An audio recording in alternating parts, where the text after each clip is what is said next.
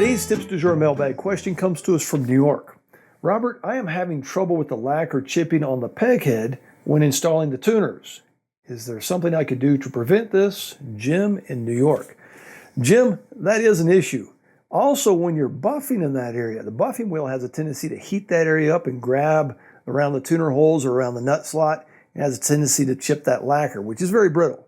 So there's something I do in my shop. Let me show it to you, and perhaps you'll find it useful. So here's a guitar that just came out of the spray booth. I've leveled and buffed the finish, and it's almost ready for strings.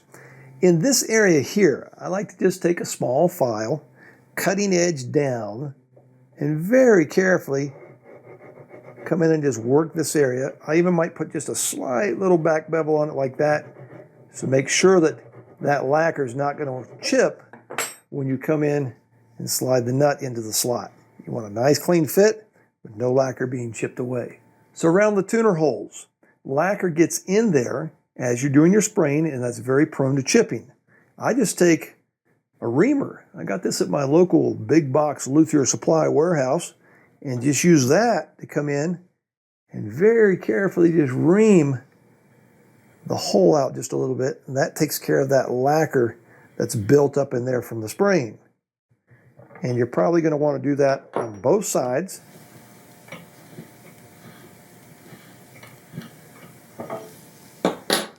That way when you put your tuner in,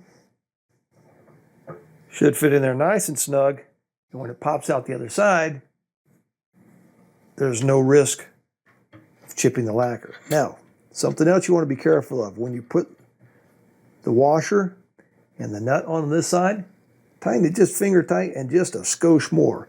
If you put a lot of pressure on that, it could also chip the lacquer around this area.